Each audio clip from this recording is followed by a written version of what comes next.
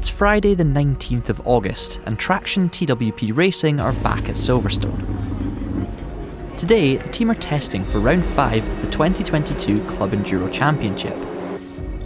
It's been a tough season for both cars, with the usual blend of excitement, frustration and optimism. Heading into Silverstone, however, one of the cars was right in the thick of a championship fight. The season kicked off over the Easter weekend at Donington Park. If you haven't already, I suggest checking out the previous video for a look at how things went.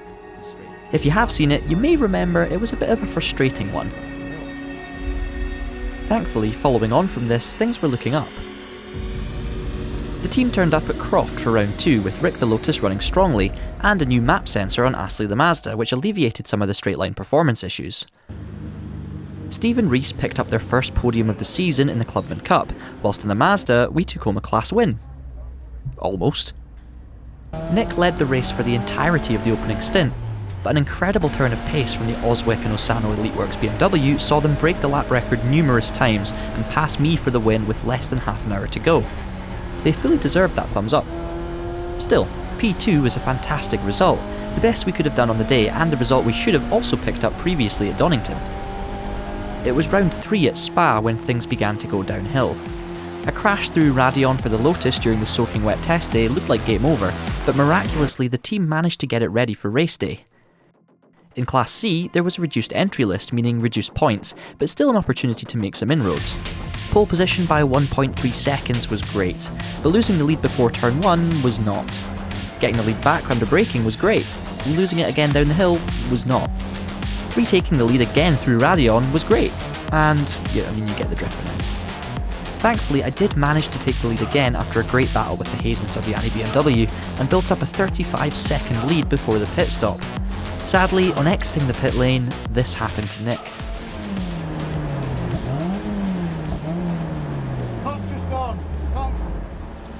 The team did get us back out, and due to the low number of entries, we finished third, but another chance at a win had slipped away.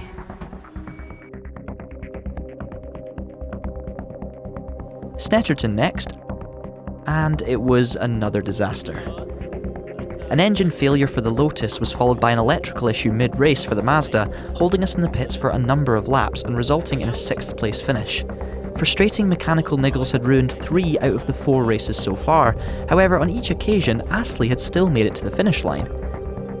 This consistency and the low number of Class C entries at Spa had actually kept the car in the championship hunt, with 3 BMWs and the plucky TWP Mazda separated by just 1 point. This weekend at Silverstone was, therefore, crucial if we were to have any hopes of the title. Testing started with good news. The team had replaced some bolts in the rear suspension which they suspected may have been affecting the handling of the car, and this decision transformed it. The car now felt solid and direct, much more like it had done at its peak back in 2019. With these changes came an inevitable setup reset, and the rest of the day was spent attempting to dial out a new type of oversteer. The car was much more controllable than before, but all it wanted to do was drift, and drift, and drift some more. Multiple red flags curtailed meaningful progress, and we ended the day happy with the overall feel of the car, but unhappy with its newfound obsession with controlled drifting. No matter which direction we seemed to go with the setup, we couldn't dial this out, so left the circuit on Friday evening with a sense of uncertainty.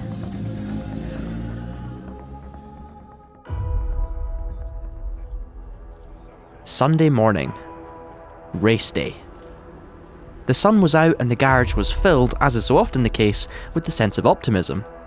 We decided to make some more adjustments to the dampers before qualifying in order to try and get rid of the excessive oversteer. I jumped in the car first and headed out on circuit.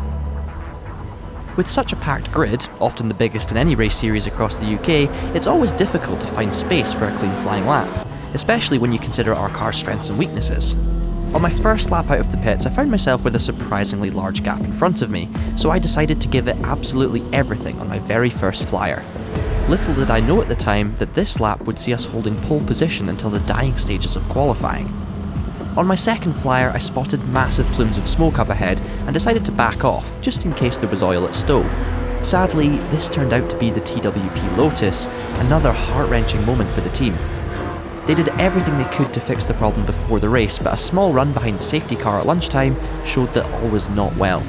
The car wouldn't take the race start, a devastating blow for Stephen Rees. Back to qualifying, and on my third lap, another Lotus expired, spilling more oil on the circuit. At this point, having already set a decent lap time and with oil slowing down the circuit, I decided to bring the car in and give Nick a chance to acclimatise to the new setup. Frustratingly, and much like we had found on the test day, we were still suffering from inherent oversteer no matter what we did with the setup. Still, I was happy with the one good lap I had managed right at the start, albeit unaware of our lofty position. So we finally had our qualifying session come to an end. Against my actual knowledge, we were sitting on top of the session for a while, so we were sitting P1 after that first lap I managed to do. Didn't realise we were actually going to be that competitive. I thought we'd be a little bit further back. Sadly, we did get pipped for the pole position eventually by one of the BMWs, which is probably going to be the favourite. He's been quick all season, so it's P2 in the end. It's a really strange feeling because the car is actually feeling quite fast, but we've just got this kind of problem with innate oversteer, I should say. So we've been essentially driving it like a drift car. It feels like it's been set up that way. We've done some work with the dampers, we've mucked around with the settings, we've tried softening the rear, we've tried stiffening the front, stiffening the rear, trying to change the balance, pretty much everything to try and get rid of some of that oversteer, and we can't really do it, but it does feel fast. So it might be quick in qualifying. Whether the tyres are going to last for a full race stint, I am really not sure, but we'll give it our best go. We have made some other suspension changes in the meantime as well since qualifying, so it's a bit of like win or bust really. It could go wrong, we don't know, but it could be better, so let's see how it goes in the race, I guess. Would the car feel better on the significantly different spring rates and give us race-winning lap times, or would it perhaps make the car even worse than it was before? I knew I would have to give it absolutely everything to get out in front of the BMWs early on, but in the long run we would need the car to be handling properly if we wanted any chance of a win. To make drastic setup changes before the race without any testing is always a risky move, but given the fact that we were worried the tyres wouldn't last as they were, it was a risk we all decided was worth taking. As I said before, it felt like it was very much a case of win or bust. On the first formation lap, I had a little bit of clear track. Knowing this was my only chance to get a feel for the car before the race actually started, I decided to push through the right-hander onto the hangar straight. Yeah, this didn't really fill me with confidence, and that was it. Next time round, the 2-hour race would begin and I would need to trust that the car would behave as I expected it to. With nothing to lose and some newfound apprehension, I decided to go all out from the off. Yes, it is the Tequila Club Enduro Championship. Up next, 125 minutes of racing around this Silverstone International Circuit with a grid of around about 40 cars set to take to the track, which to hope it's a little bit less incident-packed than the qualifying session where we had a few cars go up in smoke.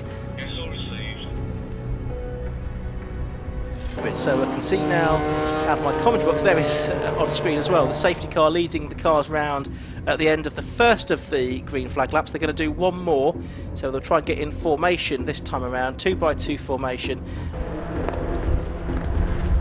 And if the officials are happy, then the red lights will extinguish and this 125-minute race for the Tequila Club Enduro Championship round 5 of the season is going to get underway. The lights are still on red. They go out now and we're off and running here at Silverstone with this big field of cars heading towards Abbey for the first time. After a fairly neutral start, I managed to hold P2 through Abbey, passing the Class B Lotus under braking for Village to find myself directly behind the class-leading 53 Elite Works BMW.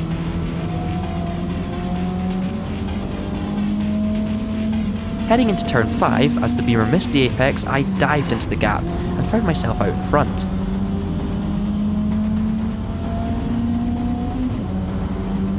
The hangar straight inevitably saw me lose the lead again, with 2 more Class B cars also coming through, and then, just as we approached the braking zone, the third place 66 BMW. More late braking, and I was not only able to retake P2, but retake the lead as well. Then, on exit, it was back to P2 again, and then P3, before another late braking move down the inside of the club chicane saw me retake the lead yet again. Pit straight next, and through went the 53, and then back through I went, entering Abbey. In the space of 4 corners, I'd gone from second to first to second to third to second to first to second to third to second to first to second, and back to first. This type of first lap chaos is exactly why I love racing in Club Enduro. With a push through the opening sector, I managed to gap both BMWs, settling into an early lead. Aside from a sprinkling of rain, the next 25 minutes or so was simply a hot lapping contest. I was giving it everything, the car suffering from less consistent oversteer, but trying to bite my head off every time I pushed it. There was certainly a lot of work still to be done setup-wise. Slowly, the 66 BMW began reeling me back in, having already passed the 53, and after about half an hour, they waltzed past on the hanger straight. I felt a little bit helpless given the speed difference, but did make a move back down the inside into the club chicane. A fantastic, clean battle commenced with a change of position on the pit straight, and again through Farm Curve. Ultimately, however, they had too much pace for us and we were confined to P2, still pulling away from Elite Works in P3. They would make an early stop and get their fastest driver in the car, something that would come into play a bit later. Another half hour was spent simply trying to lap as fast as possible. I managed to keep the gap to the leading 66 car below 10 seconds, and just before the halfway point, they peeled into the pit lane. This allowed us back into the lead, and the plan was to go as long as possible and hope for a safety car. We'd fueled the car to go for nearly 90 minutes, allowing us maximum flexibility in terms of strategy. In Club Enduro, pit stops have to be a minimum of 3 minutes, so you lose far less time making that mandatory stop if you're under safety car conditions. Never in my whole Club Enduro career had I experienced a full race without a safety car, and now that we were the only Class C car left to pit, a safety car would give us a massive race-winning advantage. Then, with just under an hour to go, this happened. To flash the lights in addition to the blue flags as you were making the point, but this will be Gary Townsend to take over. Oh, there is more contact if they'd been already, and out of club corner, despite there being many laps between these two BMWs. Julian McBride spinning out of there. Pretty sure they did touch, although only caught the back end of the incident. And look where it's ended up, in the gravel trap, Johnny. I wonder what that might I saw the beach lead beamer to. in the gravel trap and was sure we were about to see a safety car called. Perfect. The team were ready for a pit stop as the stranded driver remained seated waiting for a safe moment to exit. A lap passed by and still no safety car. Then another lap. Then another. The whole grid was quite frankly shocked to see that the race wasn't being neutralised. Nearly 10 minutes had passed before the driver was out of the firing line and the car could be dragged out of the gravel, and with that, our hopes of a fortuitous win turned to dust. Still, we were in a good position, top 15 overall by now, turning quick laps and leading the Class C field, so it wasn't over yet.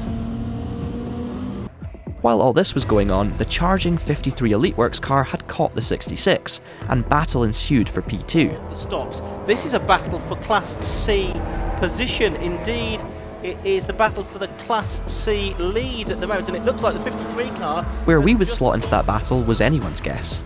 All I knew is that I had been flat out from start to finish, leaving nothing on the table. Our stop was actually forced early as the car developed a small misfire. With it progressively worsening and losing us valuable lap time, I pitted in the hope that restarting the car would cure the problem. A quick debrief with Nick about the handling, followed by a telling off for not paying enough attention with the fire extinguisher, sorry about that, Nick headed back out on circuit. Remarkably, we had held on to the lead, and the misfire was gone. We even had a gap of around 20 seconds, but much like Croft, the 53 car was closing in, fast. Consistently lapping a couple of seconds quicker than we had managed at any stage in the race or even qualifying, this gap quickly disappeared. And despite Nick's strong and consistent pace, he was left defenceless. P2 it was then, but the 66 BMW was closing in as well, now also lapping quicker than we had managed all weekend. With just over 13 minutes left on the clock, they made their move. Neck and neck, but that is for position, isn't it? Nick Dougal versus Subiani. Subiani carrying this front left damage, but he's now got ahead of the Mazda MX-5. Yeah, and that was that. A valiant effort by all, and it was awesome to be right in the mix, but P3 was the end result. Nick had driven flawlessly. I, equally, had given it everything. A race we could all be proud of, but ultimately it still wasn't enough to give us that elusive win. Still, another podium, and it so easily could have been a lucky win had the safety car been called out for the stranded BMW at Club. This was the first Club Enduro race I had ever experienced with no safety car, yet it felt like the one where we needed it the most. I do have to say a massive well done to the 53 EliteWorks team and to the 66, both of whom fully deserved their spots in the top 2. The racing between us has been hard but clean all season, and despite the frustrations of losing, it's always hugely enjoyable. All in all, I have to say it's been a very good day. Like we probably had the best race of the season so far. The result doesn't show it. I mean, 3rd place, it's our 3rd podium of the year. We have, of course, had a 2nd at Croft, but this was definitely the one where we were closest to having the outright pace to win, and we had reliability as well, which was nice. There was a bit of a misfire in the middle of the race that I had, but that got solved in the pit stop. So yeah, all in all, I'm actually really pleased. The car wasn't handling like a dream, but I had a load of fun battling with the BMWs. I held them off as long as I could, which was great, and for the team it's a good morale boost because we've had a tough time of it, and you know, the points for 3rd place really do make that difference, and also keeps us in the fight for 2nd in the championship as well, with only 2 rounds to go at Anglesey and Oulton. So yeah, all in all, a great day. So that is going to be it from me today, and I just want to say once again a massive thank you for all of your support. If you want to catch how the season pans out, be sure to subscribe to the channel and keep an eye on the community tab for future updates. Until next time, thanks for watching, keep it pinned, and have a great day.